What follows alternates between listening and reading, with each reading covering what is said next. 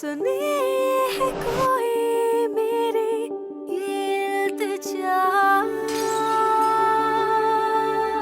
बन गई क्यों है ये जिंदगी एक सजा।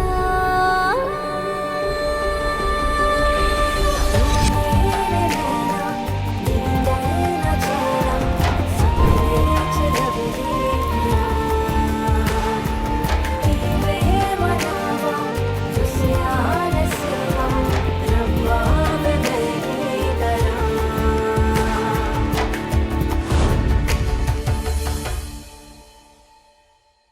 मैं मुर्तज़ा साहब से वादा कर चुकी हूँ कि अब मैं केस वापस नहीं लूँगी। देखो, मोहब्बत और जंग में सब जायज़ है।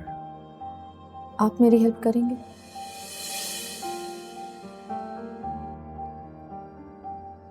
अब मैं अकेली नहीं लड़ सकती उससे। जाओ, जाके तैयार हो जाओ, चल के बात कर लेते हैं हमसे। देखो फरजाद, निसा को खुद अंदाजा नहीं कि तुम्हारे साथ रहना चाहती है कि नहीं, और अफसोस ये है कि उसको इस बात का अंदाजा तब होगा जब फैसला आ चुका हो।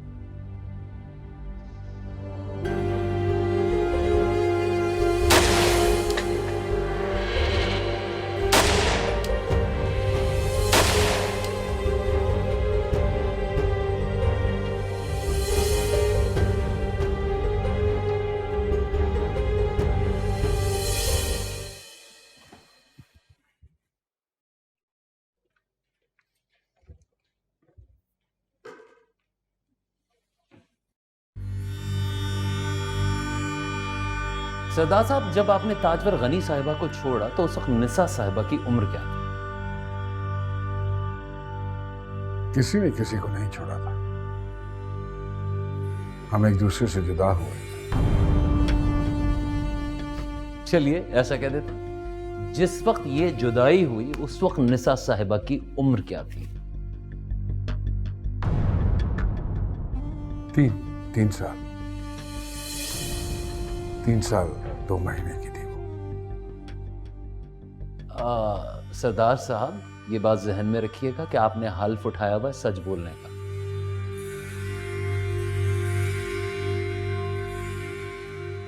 जी मालूम है मुझे, मैं बिल्कुल सच ही बोल रहा हूँ। निसा उस वक्त अपनी माँ की कोख में थी जब आप जुदा हुए थे। निसा को माँ की कोख ने बाद में और मेरे दिल ने पहले कंसीव किया था। वो माँ की कोख में तो बाद में आई थी, पहले मेरे ख्यालों में जन्म ले चुकी थी। जब मैंने और ताजवर ने शादी का फैसला किया था, निसा उसी दिन पैदा हो गई थी। सरदार साहब, please stick to the facts. अदालत है, फैक्ट्स के ऊपर बात कीजिए। मैं बिल्कुल फैक्ट्स पे बात कर रहा हूँ वकील साहब। अब मेरे जज्बात ही मेरे फैक्ट्स हैं। मुझे क्या पता था कि एक दिन जबरदस्ती मुझे इसकी शादी करवानी पड़ेगी, और उसी के जुर्म में आज यहाँ आप सबके सामने कटहरे में आ खड़ा होना पड़ेगा। ठीक है, तो आप इस बात को एडमिट कर रहे हैं कि आपने जबरदस्ती फरजाद और निसा का निकाह करवाया है? जी। क्यों? क्योंकि फरजाद उससे शादी करना चाहता था। Point to be noted your honour. मेरे ख्याल से इससे आगे बहस नहीं हो सकती है। आगे के फैक्ट्स अदालत को अच्छी तरह से पता है। आप कोई सवाल पूछना चाहते हैं? यस योर ऑनर, मैं निसा के साथ शादी करना चाहता हूं कि ये बात कभी आपने मेरी जुबान से सुनी? नहीं। मेरे वालिद साहब की जुबान से? नहीं। तो फिर आप कैसे कह सकते हैं कि ये जबरदस्ती आपने मेरी ख्वाहिश पे की है?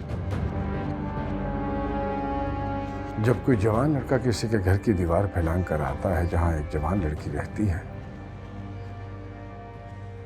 तो उसका क्या मतलब होता है? आपने उसे उसकी मर्जी के खिलाफ कैद किया था। तो आप कौन होते हैं उसे वहां से निकालने वाले? अगर आप ऐसी हरकत ना करते तो आज शायद हालात मुख्तलिफ होते हैं। उस पर जबरदस्ती करने पे मुझे आपने मजबूर किया।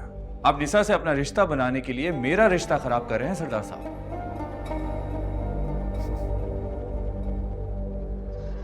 मेरा रिश्ता मुस्तहकम है जज साहब। वो 20 साल पहले भी मेरी बेटी थी और 20 साल बाद भी मेरी बेटी रहेगी। उससे आपका रिश्ता होने या ना होने से, रहने या ना रहने से कोई फर्क नहीं पड़ता। हाँ, इतना जरूर है कि कल मैंने अपनी इज्जत और गैरत को मुकद्दम रखा और आज इसकी ख्वाहिश और रजा मेरे लिए मुकद्दम है।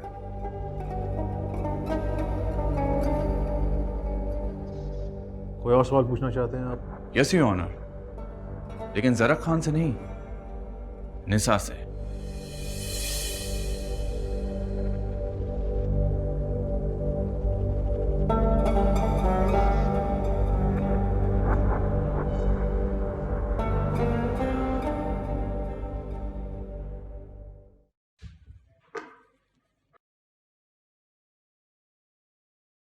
निसा, अगर वो सारी हरकतें मैं नहीं करता जो तुम्हारे और तुम्हारे बाप की लड़ाई में मैंने तुम्हारी हेल्प के लिए की थी, तो क्या तुम मुझसे फिर भी शादी नहीं करती?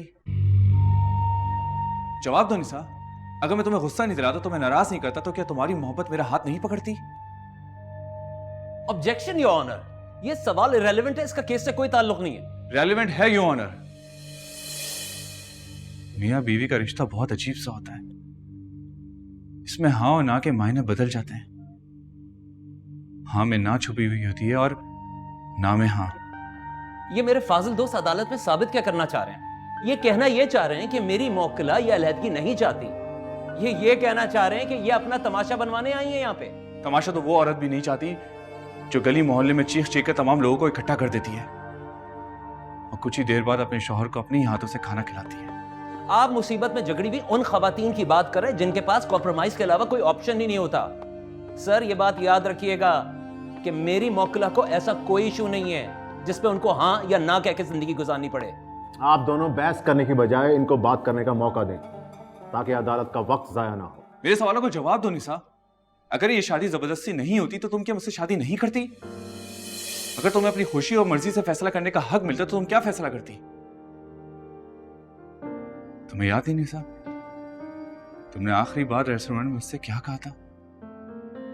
जज साहब, मेरे फाजिल दोस्त मेरी मौक्किला पे जज्बाती दबाव डाल के उनको हिरासा करना चाह रहे हैं और ये तब किया जाता है जब केस का रुख मोड़ने की कोशिश की जा रही होती है। मेरे दोस्त को ये बात अच्छी तरह जहन में रखनी चाहिए कि इस वक्त वो अदालत में खड़े हुए किसी चौराहे पे आशिक नहीं बने हुए। जज साहब, इनके लिए तो सिर्फ ये एक केस है, मेरे लिए ये जिंदगी है और इंसान अपनी जिंदगी को बचाने के लिए ये भूल जाता है कि वो अदालत में खड़ा है या किसी चौराहे पर, वो वकील है या आशिक। भूल जाता है जज साहब।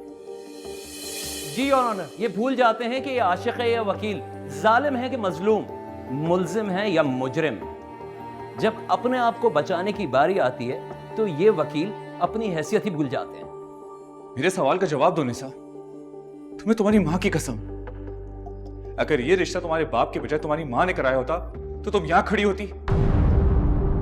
बोलो निसा, बोलो बोलो कि तुम अपने बाप का गुस्सा मुझ पे उतार रही हो। बता दो इन लोगों को कि मिस्टर मोहब्बत के इनकार की वजह सिर्फ और सिर्फ तुम्हारे बाप की नफरत है। ऑब्जेक्शन योर ऑनर, आप देख रहे हैं ये शख्स किस पागलपन का मुजाहरा कर रहा है। काला कोट पहन के ये आदमी जो हरकतें कर रहा है यहां पर, तो आप खुद सोच लीजिए कि बाहर क्या करता होगा। मेरी मौक्किला का चेहरा देखिए, किस तरह खौफजदा किया हुआ इसने उसको। आप इसके अलावा कोई और सवाल करना चाहते हैं इनसे? No your honour.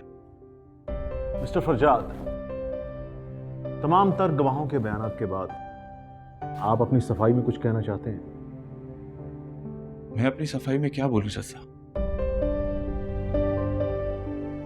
यही बोलेंगे मेरी सफाई में, क्योंकि मेरे पास कुछ नहीं है अपनी सफाई में कहने को। आप कुछ बोलना चाहेंगी? योर ऑनर, मैं अदालत से ये रिक्वेस्ट करना चाहूँगा कि इनकी खौफजदा आंखें मुझे बता रही हैं कि ये अपनी दिल की बात ज़बान पे नहीं लाएंगी, इसलिए मैं अदालत से ये दरख्वास्त करूँगा कि नॉर्मल खुला के केसेस की तरह इस केस के लिए रिकन्सिलिएशन टाइम ना दिया जाए, क्योंकि ये एक फोर्स मैरिज का केस है। अगर ऐसा किया गया, इस शख्स के पागलपन, सरदार साहब की रिवायात और शाह साहब के सियासी असरो रसूख की भेंट चढ़ा दिया जाएगा। मेरी अदालत से यह रिक्वेस्ट है कि इस केस को जल्द से जल्द निपटाया जाए ताकि इस मासूम लड़की को मजीद अजियत से बचाया जा सके। अदालत अपना फैसला अगली पेशी तक महफूज करती है।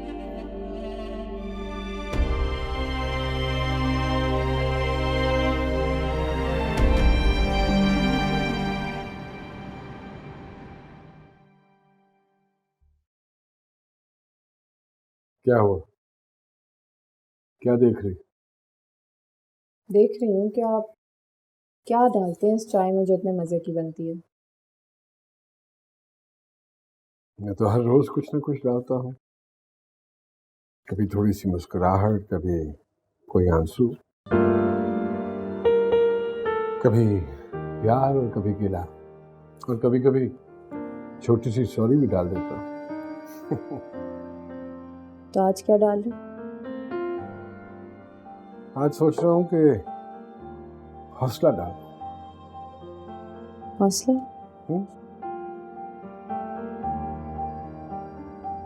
तुम्हारे केस जीतने के बाद का हौसला।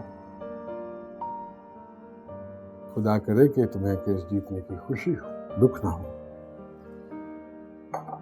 तुम्हें कभी कभी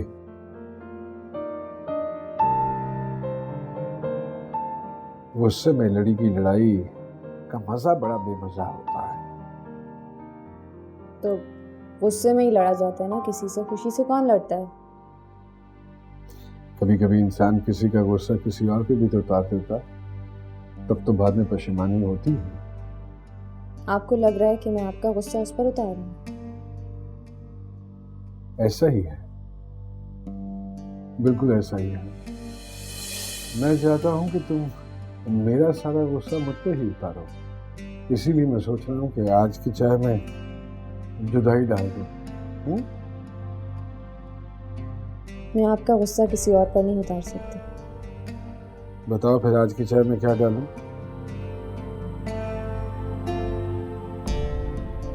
हौसला।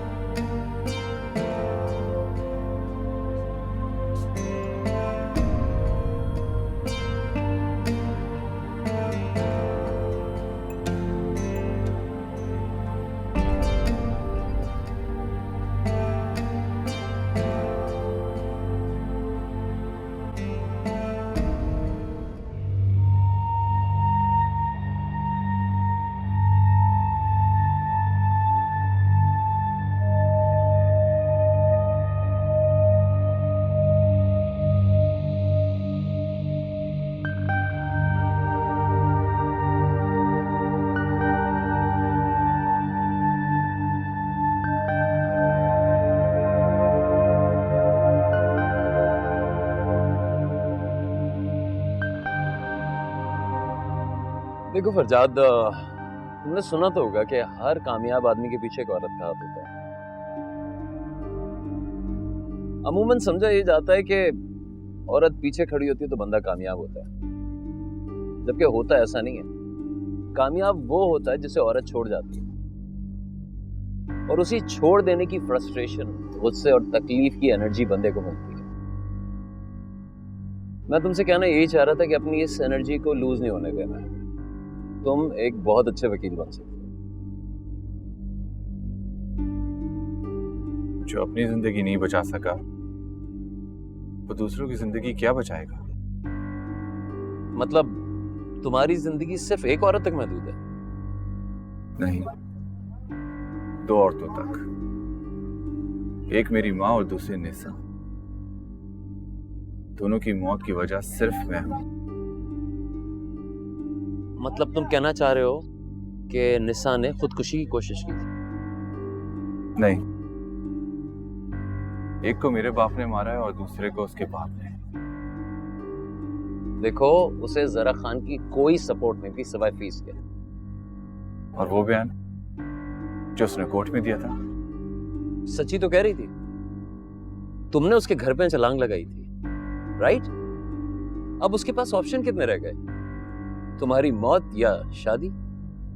तुम्हारी जगह अगर मैं होता ना, उसके बयान को उसी के खिलाफ इस्तेमाल करता, लेकिन क्या करें, तुम नौजवानों का जज्बातीपन, तुमने सब कुछ। एक मिनट, आप ये कहना चाह रहे हैं कि निसा मेरे साथ नहीं रहना चाहती? आप खामोश क्यों हैं? बोलिए ना सर। देखो फरजाद, निसा को खुद अंदाजा नहीं कि तुम्हारे साथ रहना चाहती है कि नहीं, और अफसोस ये है कि उसको इस बात का अंदाजा तब होगा जब फैसला आ चुका होगा।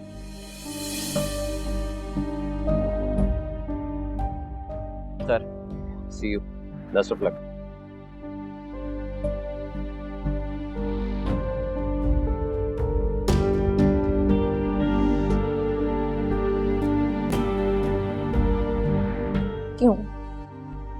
क्यों छोड़ के गए? नहीं, मैंने नहीं छोड़ा उसे। अपनाया भी तो नहीं ना, एक बार भी मुड़ के नहीं देखा। अपनी महरूमियों को तो मैं माफ कर दूं, लेकिन अपनी माँ की तकलीफ को कैसे माफ करूं मैं?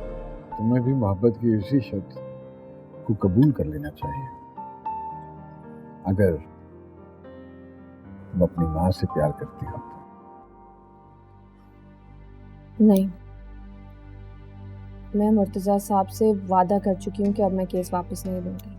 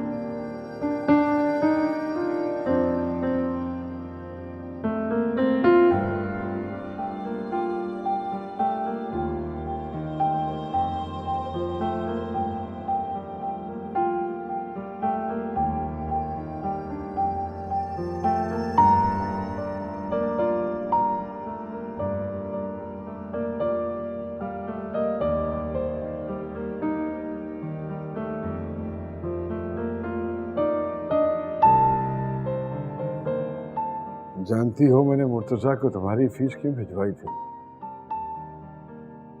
तुम्हारी इस बात की सपोर्ट में जो तुमने उससे कही कि मेरा ताल्लुक उस कबीले से है जहां दुश्मन को पहले मारा जाता है और दोस्त को बाद में दफनाया जाता है। मैं ये ना कहती तो क्या आप फीस ना देते?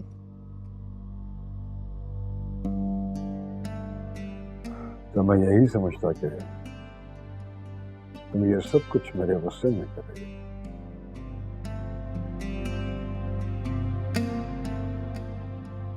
ये थोड़ी देर पहले तो आप बहुत मशकूक थे मेरे बारे में। शक तो अभी भी है मुझे कि तुम अपने दोस्त की नहीं बल्कि दुश्मन की कब्र पर बैठ के रो रही हो। अगर मैं निकाह ना करता तो क्या करते आप?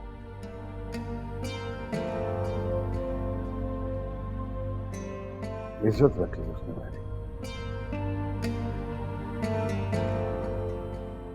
और कोई ऑप्शन नहीं थी मेरे पास। तुम ताजवर को मुझसे छीन रही थी और मैं उसे खोना नहीं चाहता था। हिम्मत नहीं है मुझ में कि मैं उसे खो दूं। जुदा तो कर दिया ना मैंने उनको आपसे। ऐसा नहीं है,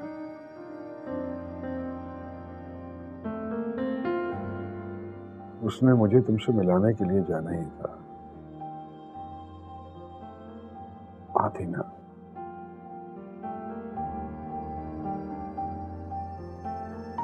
इतने वर्षों की महरूमियों का अजाला भी तो करना था उसे, जो तुमने मेरे बगैर गुजारे। क्या अजाला? अपनी महरूमिया वो साथ ही लेके चली गई। अजाला तो मेरी महरूमियों का भी नहीं हुआ। वो खुद तो सुकून की जन्नत में चली गई।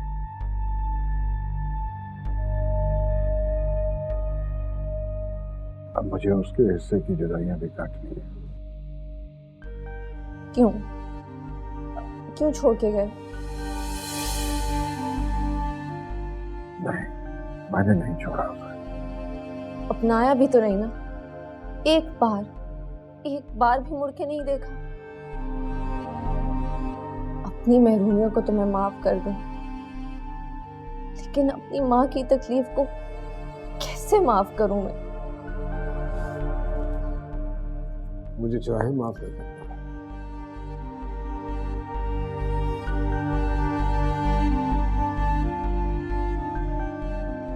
लेकिन फरजाद को माफ कर दो। एग्जैक्टली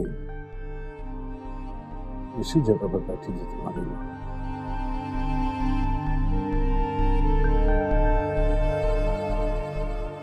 बिल्कुल उसी जगह पर जहां तुम हो जब मैं उसे आखिरी बार मिला था।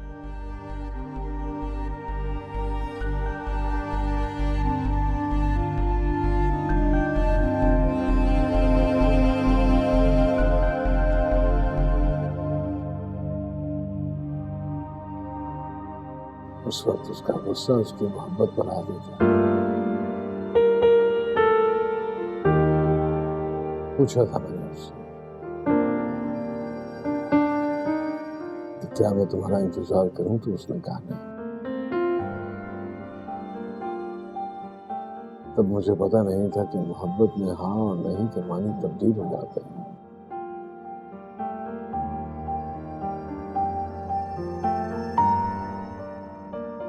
मैं उसकी नहीं को नहीं समझकर जुदाई की आग में जलता रहा, और वो उधर उसका गुस्सा उसको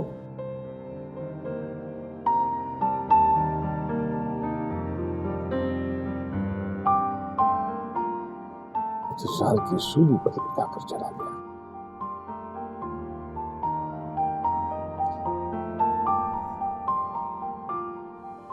मैं समझता हूं कि फरजाद भी तुम्हारी नहीं को हाँ समझता रहा, लेकिन अब उसे यकीन हो गया है तुम्हारी नहीं का। और मैं नहीं चाहता कि तुम्हारे पे भी वो दिखाए। जब गुस्सा तुम्हें तन्हाई की सूली पर लटका कर चला जाए। तुम्हारे पास तो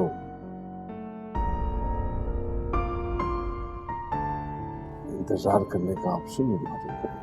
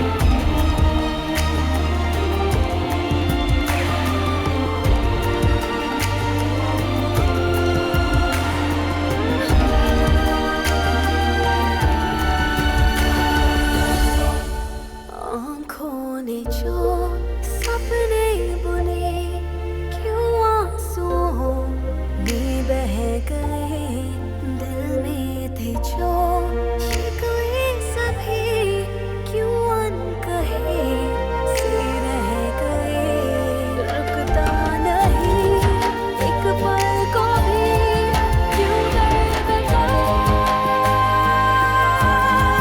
ये सिलसिला ना सुने कोई मेरे ये इल्तिजा,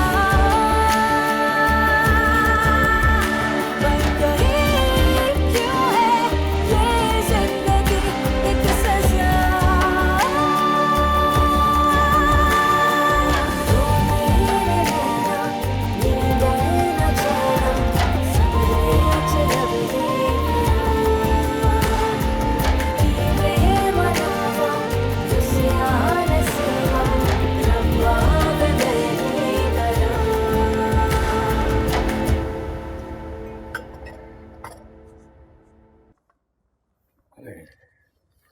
बड़ी दोस्तियां बना ली हैं आपने। पता नहीं कब से इस मोहल्ले में रह रही हूँ मैं, लेकिन इतने अच्छे दोस्त मेरे नहीं बने।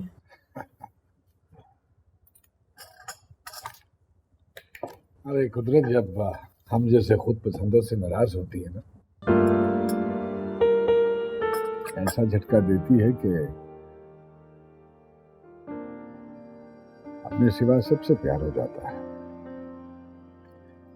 और फिर मोहब्बत की शर्त भी तो यही है ना कि महबूब की हर चीज से प्यार करो, चाहे वो कोई इंसान हो या जानवर।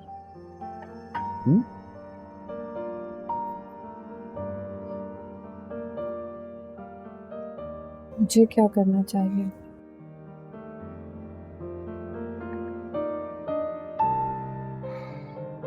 तुम्हें भी मोहब्बत की इसी शर्त को कबूल कर लेना चाहिए। अगर तुम अपनी माँ से प्यार करती हो तो। नहीं, मैं मुर्तज़ा साहब से वादा कर चुकी हूँ कि अब मैं केस वापस नहीं लूंगी।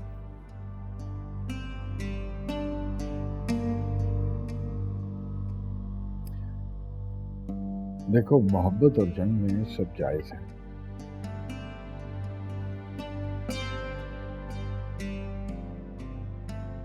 आप मेरी हेल्प करेंगे?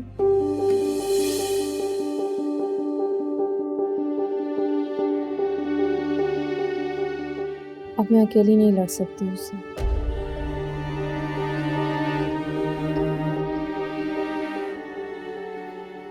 जाओ, जाके तैयार हो जाओ,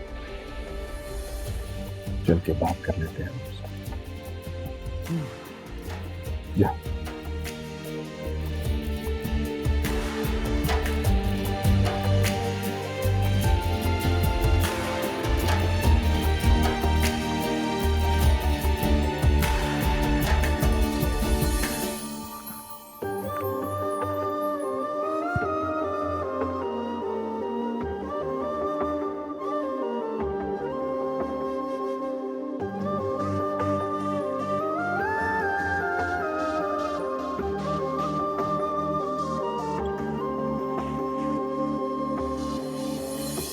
कहाँ?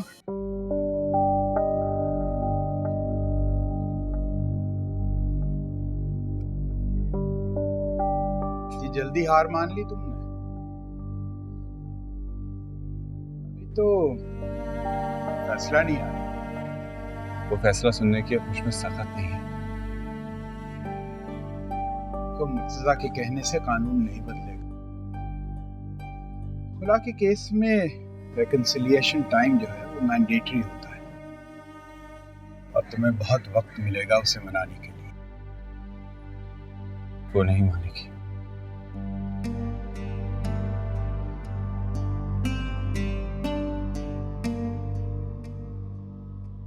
ठीक,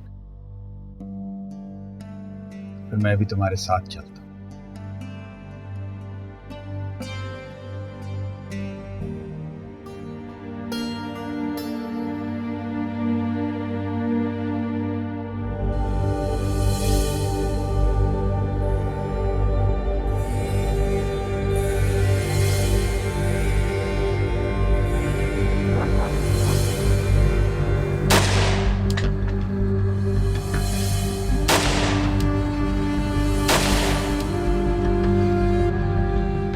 3 गोलियां लगी हैं उनके, एक कंधे पे, दूसरी बाजू पे और तीसरी ज्यादा खतरनाक है।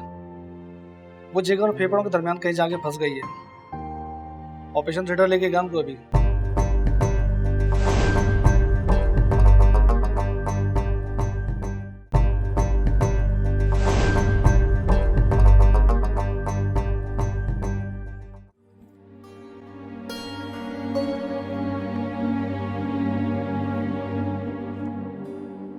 चलें बच्चे।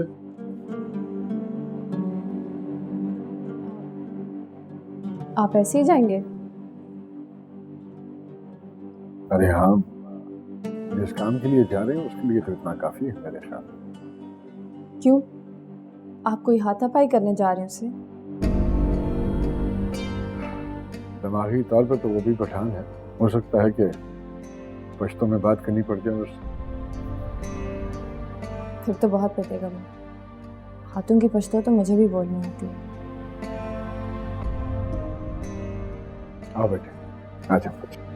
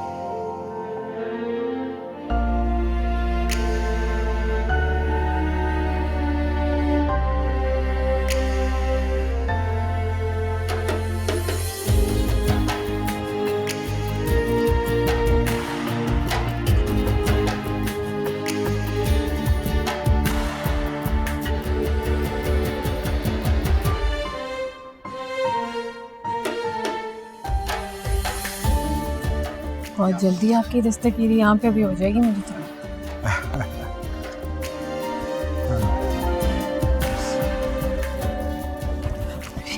अरे बन के गिर जाते तो? अरे कोई बात नहीं, जब कोई संभालने वाला साथ हो तो गिरने से क्या फर्क पड़ता है। चलो आओ।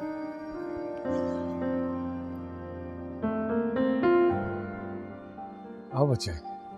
एक सेकंड में पूछ लूँ, आप तलहा हैं? जी तो ये लोकेशन से इतनी दूर आके क्यों खड़े हो गए आप? मैडम, शायद नेटवर्क खराब चल रहा है। जो लोकेशन मेरे पास शो हुई है मैं वहीं खड़ा हूँ।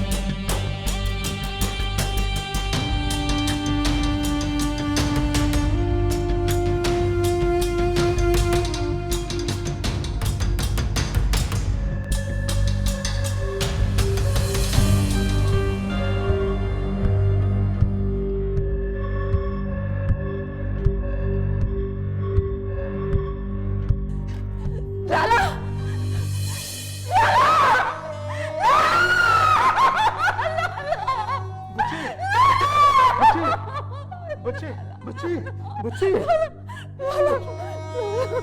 बच्चे सबर सबर सबर। दुश्मन ने अपना बदला ले लिया लाला, दुश्मन ने अपना बदला ले लिया। हमने कितना रोका, हमने कितना समझाया सबको, लेकिन किसी ने हमारी एक नहीं सुनी, तो आपने भी नहीं सुनी लाला।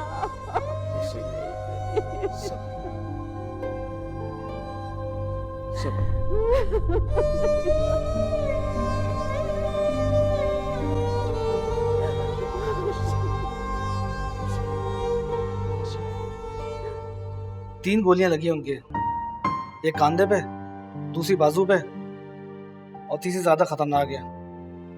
वो जिगर और फेफड़ों के दरमियान कहीं जाके फंस गई है। ऑपरेशन थिएटर लेके गया हमको अभी। किसी प्राइवेट हॉस्पिटल ले चलें? अरे आप फिक्र ना करें, टॉप के सर्जन आ रहे हैं उनके ऑपरेशन के लिए। बेटा आप यहाँ पे साइन कर दो। मेरा ख्याल है इनके एहलिया और साहबजादे को आने दें। अरे आप इतना टाइम नहीं है, बहुत खून बह चुका है उनका। अमजद भाई ये बहुत जिम्मेदारी का काम है, इसमें दूसरों की राय कम से कम फोन करके पूछ लें। बेटी हूँ मैं उनकी।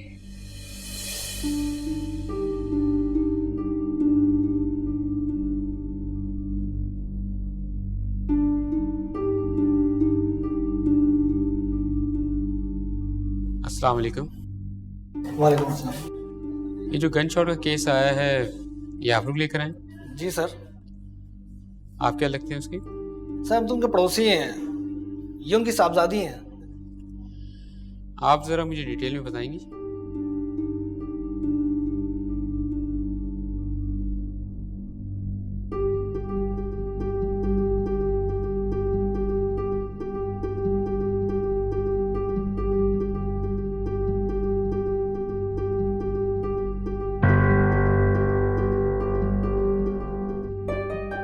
ये वाक़या आज दोपहर में उस वक्त पेश आया जब सरदार ज़र खान अपनी साहबजादी के हमरा कहीं जाने के लिए न्यू टाउन में वाक़ अपनी रिहाइशगाह से बाहर निकले।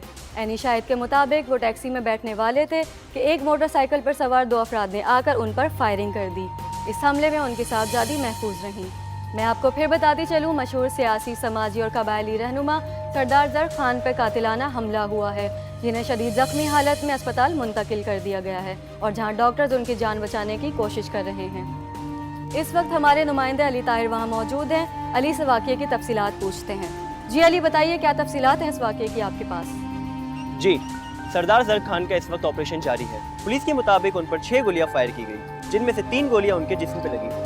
डॉक्टर्स का कहना है कि उनकी जान बचाने की पूरी कोशिश की जा रही है। अली कुछ मालूम हो सका कि इस वाक़ये में कौन मुलव्विस है? नहीं, इस वक्त इस बारे में कुछ कहा नहीं जा सकता।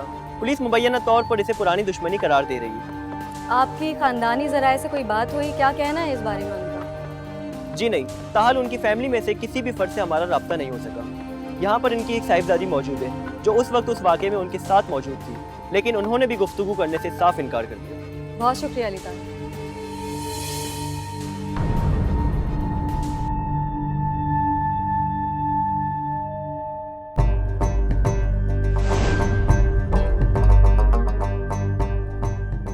बुल एंटरटेनमेंट के ड्रामे देखने के लिए हमारे चैनल को सब्सक्राइब करें और बेल आइकन पर क्लिक करना ना भूलें।